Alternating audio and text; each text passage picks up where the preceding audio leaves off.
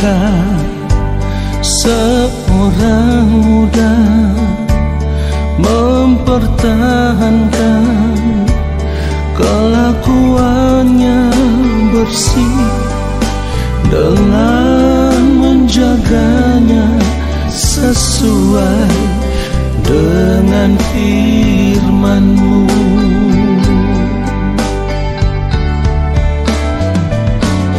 Dengan apakah seorang muda mempertahankan kelakuannya bersih dengan menjaganya sesuai dengan firman-Mu.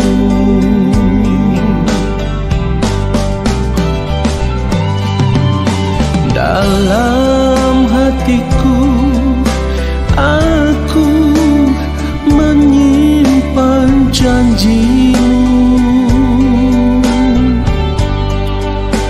supaya aku jangan berdosa terhadap Engkau.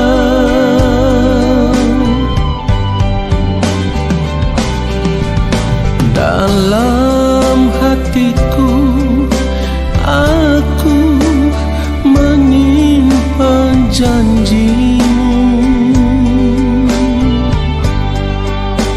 supaya aku jangan berdosa terhadap Engkau.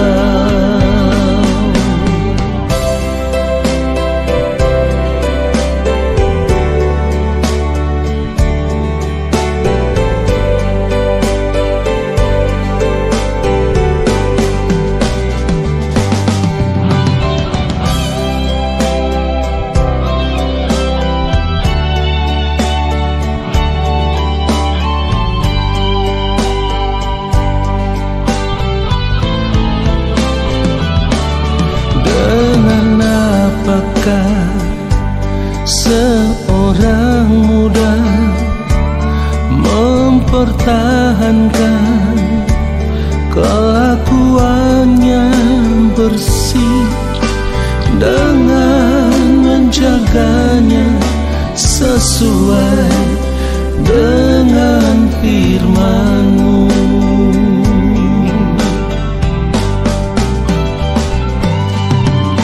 Dalam hatiku aku menyimpan janji-Mu, supaya aku jangan berdosa terhadap Engkau.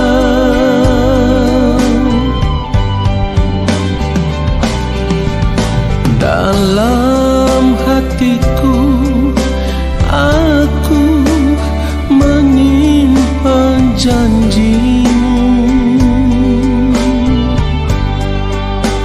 supaya aku jangan berdosa terhadap Engkau. Supaya aku jangan berdosa terhadap Engkau.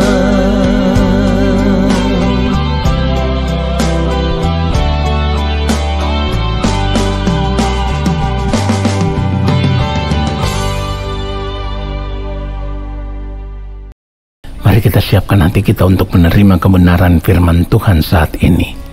Mari kita berdoa.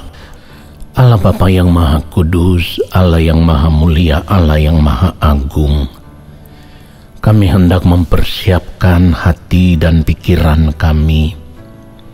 Kami rindu menanti-nantikan Bapa berbicara bagi kami, menyampaikan isi hati Bapa kepada kami lewat setiap kebenaran firman Tuhan yang akan kami dengar saat ini. Kuduskanlah setiap kami yang Maha Mulia. Apapun pelanggaran salah dan dosa kami mohon pengampunan Bapa, supaya oleh pengampunan-Mu saat ini kami dipandang layak di hadapan-Mu ya Allah. Dan biarlah kami menerima kebenaran firman-Mu. Firman-Mu itulah yang mengubah setiap kami. Di dalam nama Tuhan Yesus Kristus, kami siapkan hati kami untuk menerima kebenaran firman Tuhan saat ini. Amin. Saudaraku yang dikasihi oleh Tuhan Yesus Kristus, kita akan melihat kebenaran firman Tuhan. Kita akan membaca Matius 16 ayatnya yang ke-6.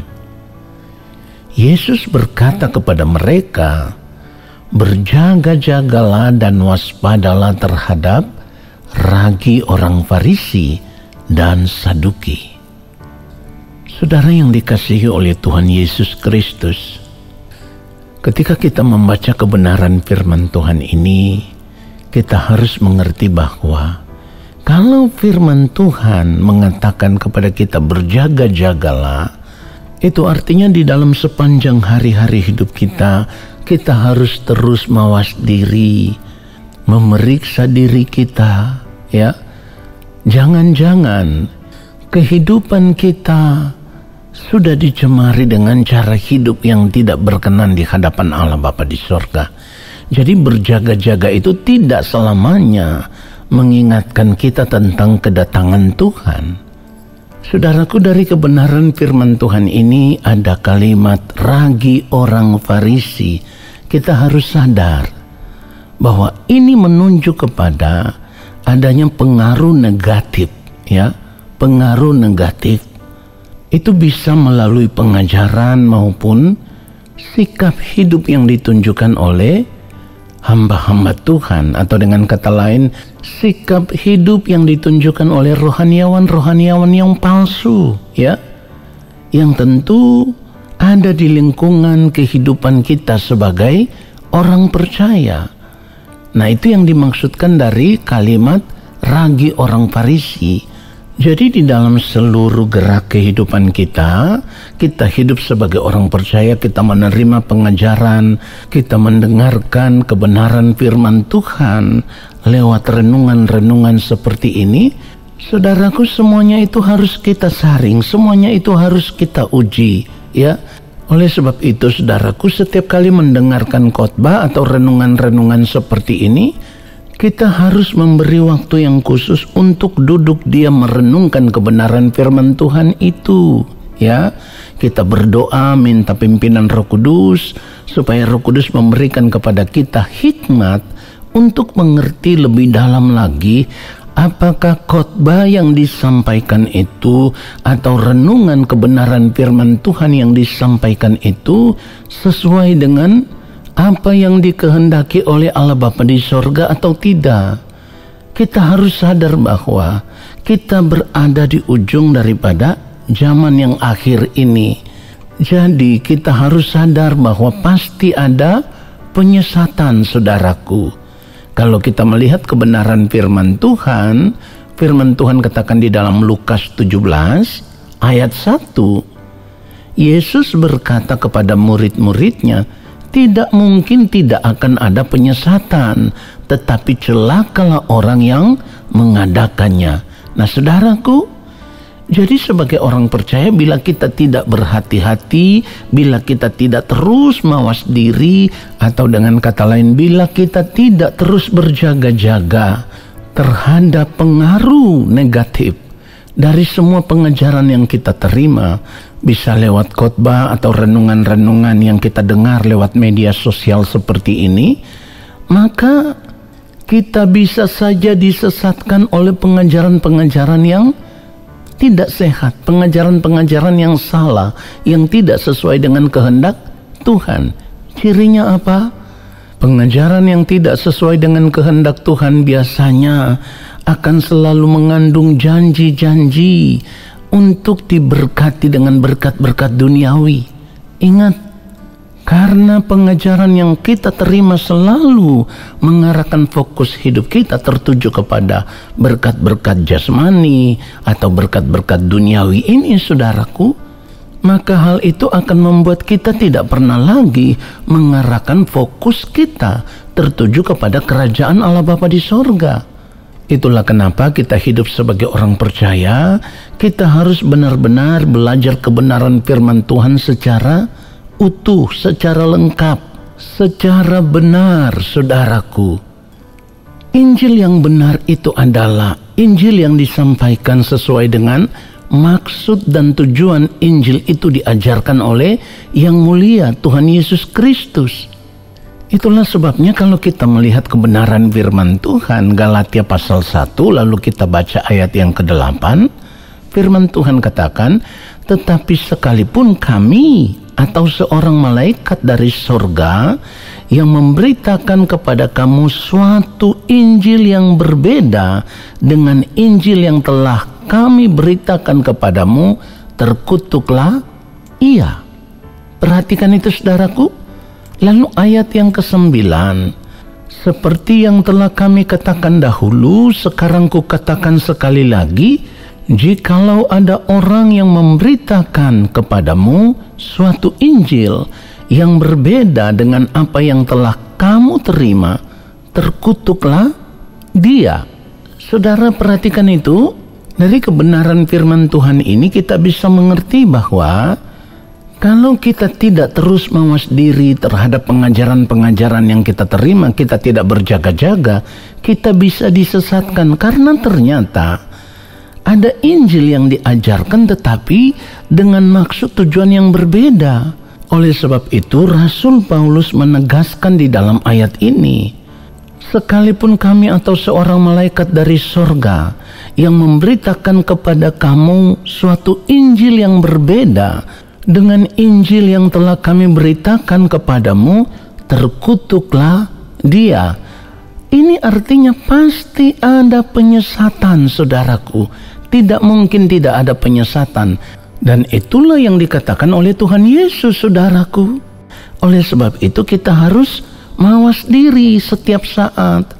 Kalau kebenaran firman Tuhan yang kita dengar itu tidak mengarahkan fokus kita tertuju kepada kerajaan sorga, itu tidak mengarahkan fokus kita untuk mempersiapkan diri, terus berjaga-jaga menanti-nantikan kedatangan Tuhan, dan yang selalu diajarkan adalah bagaimana kita bisa memanfaatkan kuasa Tuhan. Sebagai anak Tuhan pasti diberkati, sakit pasti mujizat akan terjadi. Kalau kita memiliki usaha-usaha kita tidak akan pernah bangkrut, dan banyak lagi janji-janji manis yang disampaikan yang membuat banyak orang percaya hanya mengarahkan fokus hidupnya tertuju kepada berkat-berkat duniawi, berkat-berkat jasmani. Pada akhirnya ada begitu banyak orang percaya yang hatinya terikat dengan dunia ini karena mereka berpikir kalau untuk masalah keselamatan kekal itu sudah pasti, sudah ditebus di dalam Kristus, nanti mati pasti masuk surga. Saudara, perhatikan baik.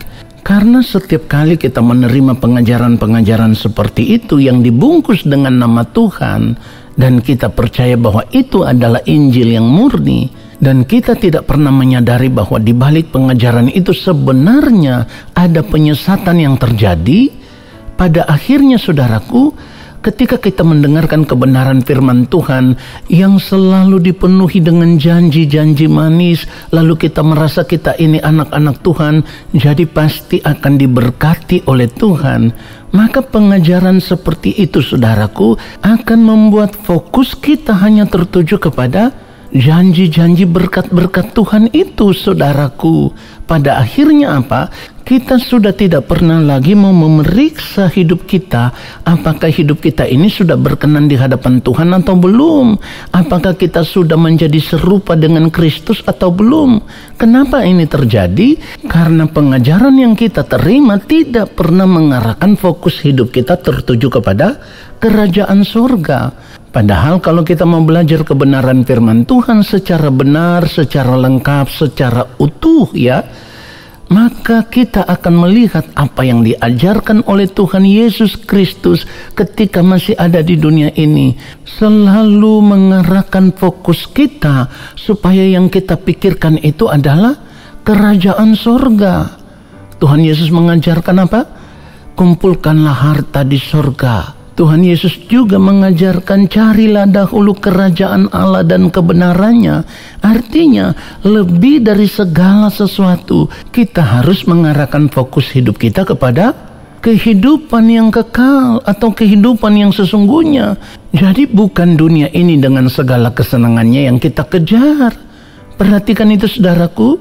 Oleh sebab itu setiap saat kita harus mawas diri, kita harus waspada terhadap setiap pengajaran yang kita terima, ya. Kita minta pimpinan Roh Kudus supaya Roh Kudus memberikan kepada kita hikmat pengertian apakah ini sesuai dengan kehendak Bapa di surga atau tidak, supaya kita tidak salah di dalam mengerti akan setiap kebenaran firman Tuhan. Dan kalau kita sudah mengerti sesuai dengan pimpinan Roh Kudus, kita berubah, kita mau hidup seturut dengan kehendak Allah Bapa di sorga. Biarlah kebenaran firman Tuhan ini menyadarkan kita supaya kita terus berjaga-jaga di sepanjang hari-hari hidup kita. Tuhan Yesus memberkati kita semua. Amin. Saudara, mari kita angkat tangan di hadapan Allah Bapa di sorga dan kita akan menerima berkat-Nya. Bapa yang Maha Kudus, Allah yang Maha Mulia, terima kasih untuk kebenaran firman-Mu yang sudah menyadarkan kami. Saat ini kami semua mau mengangkat tangan di hadapan Bapa di sorga. Kami percaya Allah Bapa di sorga akan menurunkan tangan dan memberkati kami semua. Turunlah atas kehidupan kami segala berkat kasih karunia daripada Allah Bapa di sorga.